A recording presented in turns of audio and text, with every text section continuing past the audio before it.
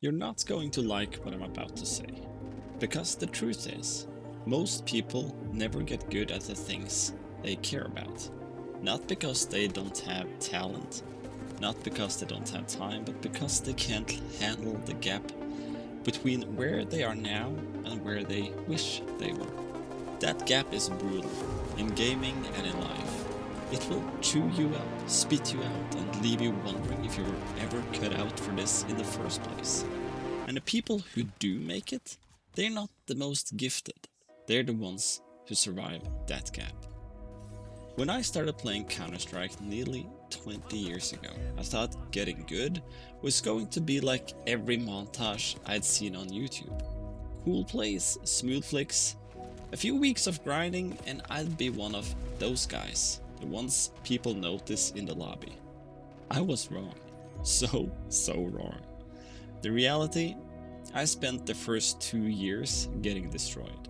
Not, oh, I had a bad game destroyed. I'm talking bottom of the scoreboard, 3 kills, 18 deaths, and wondering if maybe my mouse was broken.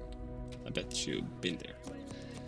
I'd watch demos of pro players and think, okay, I just need to copy what they do. But copying isn't the same as understanding, and every time I thought I was improving, the game would find a way to humble me again.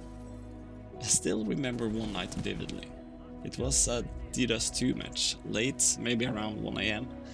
I was playing with a couple of friends who were better than me, and we got matched against a team that just dismantled us.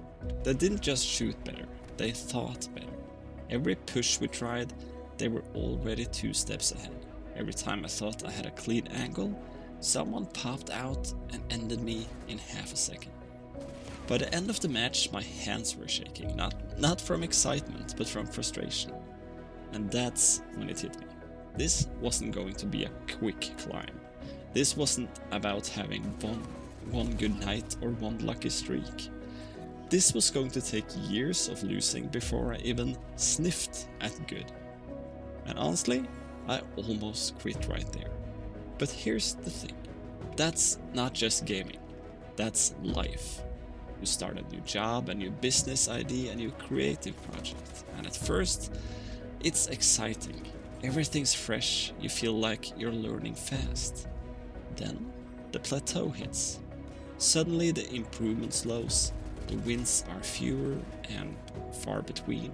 And you start wondering if you've hit your limit. Most people quit right there. Not because they can't succeed, but because they can't handle looking bad for that long. Here's the harsh truth. Getting good at anything is boring before it's exciting. It's unglamorous, it's hours of repetition that don't feel like progress. It's making the same mistakes 50 times before you finally stop making them. And it's a lonely journey. Because while you're grinding in obscurity, the people around you don't see the work, they only see the results. And until those results show up, you will feel invisible. This is why so few people break through, because surviving that invisible stage takes a kind of stubbornness most people aren't willing to cultivate. It's not the stubbornness to keep winning, it's the stubbornness to keep showing up while you're still losing. In CS, the turning point for me wasn't a huge winning streak. It was the first time I survived a clutch I had no business winning. We were down 2v5. My teammate dropped instantly, and I somehow picked off 2, repositioned, and got the last 3 before the bomb went off. It wasn't clean, it wasn't montage worthy, but it was mine. And in that moment, something clicked. Progress isn't about being perfect all the time. It's about collecting enough small wins that you start believing you can do it again. The same is true in life. You don't go from minimum wage to CEO in one move. You go from minimum wage to slightly better minimum wage to a better role, to a position you love. You collect wins, you stack them, you let them carry you. The most dangerous part of getting good isn't the difficulty. It's the narrative you build in your head. If you tell yourself, I'm not cut out for this, every time you lose, guess what? You'll stop showing up. But if you tell yourself, I'm just not there yet, you keep the door open. Those 3 words, not there yet, are the difference between a player who sticks around long enough to see results and a player who burns out before they ever taste them. In life, that story matters even more, because there's no leaderboard, no your silver rank to tell you where you stand. You have to believe your grind is worth it before the world ever says it is.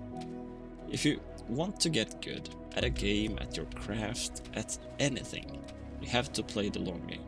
That means accepting you're going to be bad longer than you want to. Finding joy in the process, not just the wins. Keeping your expectations in check.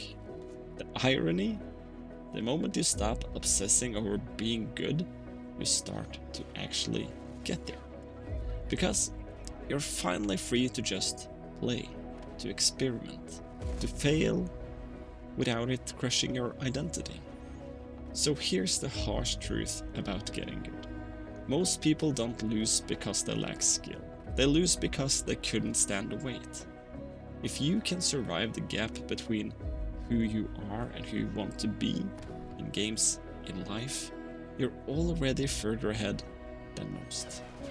If this hit home, I share more of these reflections in my newsletter, The Calm Cube. The link's in the description. And if you're grinding at something right now, whether it's ranked Counter-Strike or your own personal dream, tell me in the comments. I read every single one, and I would love to start a conversation. Okay, I'll see you in the next one, guys.